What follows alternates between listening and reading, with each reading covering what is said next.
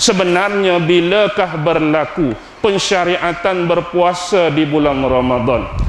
Kalau kita merujuk kepada kitab-kitab yang besar dan muktabar, sebagai contoh kitab Tarikh Tabari, satu kitab sirah yang cukup besar, di dalam jilid yang kedua, di dalam muka surat 417, Imam Tabari menyebut pensyariatan berpuasa ini berlangsung pada 10 Sya'ban tahun yang kedua Hijrah.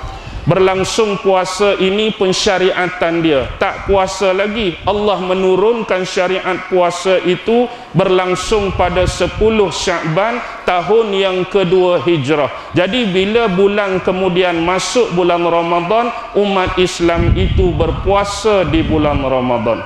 Dan bila kita melihat kepada karakter bulan-bulan dalam Islam sebagai contoh, sebelum datangnya bulan Ramadan, kita melalui bulan yang bernama bulan Sya'ban. Dan sebelum melalui bulan Sya'ban, kita melalui satu bulan yang dinamakan sebagai bulan Rejab sebagai contoh.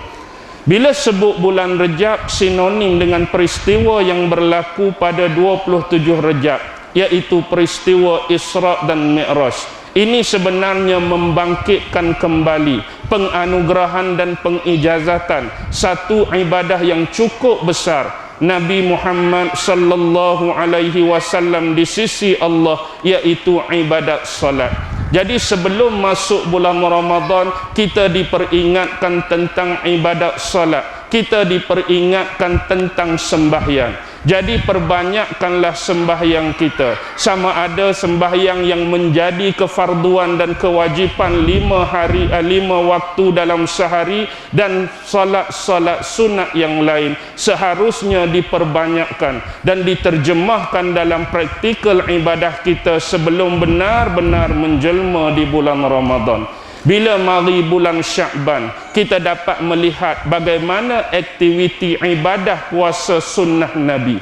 Nabi Muhammad sallallahu alaihi wasallam di bulan Sya'ban lah baginda paling banyak melakukan puasa sunnah, sementara menuju kepada puasa yang menjadi kewajipan di bulan Ramadan.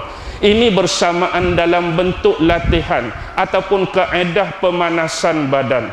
Kalau tuan-tuan dan puan-puan yang berada di hadapan saya, kalau kita melihat kepada mana-mana game, mana-mana sport, sebelum pemain-pemain, tak kira bola sepak, tak kira bola keranjang, tak kira rugby, tak kira hoki, bahkan apa jua jenis sukan, sebelum mereka benar-benar masuk dalam perlawanan yang sebenar, sebelum tu mereka kerap melakukan latihan demi latihan, percubaan demi percubaan, taktikal demi taktikal. Bahkan pada hari perlawanan sekalipun, masa yang ada sejam atau setengah jam mereka gunakan untuk acara pemanasan badan. Begitulah konsep bulan Rejab, adalah pemanasan badan menuju ke Ramadan. Begitulah konsep bulan Sya'ban, adalah acara pemanasan badan sebelum masuk kepada arena yang sebenar di bulan Ramadan.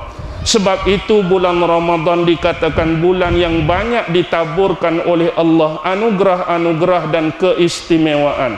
Kerana dalam bulan Ramadan kita memperbanyakkan salat-salat sunat, kita memperbanyakkan membaca Al-Quran, sementara nuzul Al-Quran berlaku pada bulan Ramadan.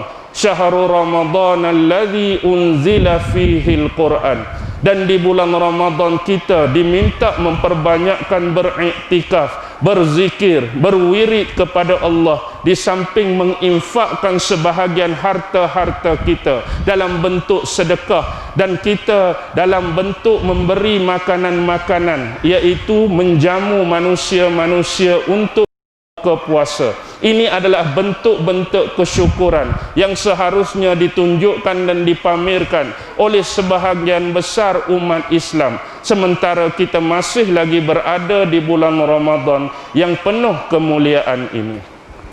Bila kita melihat semua perkara-perkara ini, seharusnya inilah yang menjadi satu, kita kata, sebagai sarana ataupun sebagai penguat semangat untuk kita melakukan ibadah-ibadah kepada Allah Subhanahu wa taala. Dan insya-Allah Di penghujung nanti kita akan cerita jenis-jenis manusia yang berada di bulan Ramadan.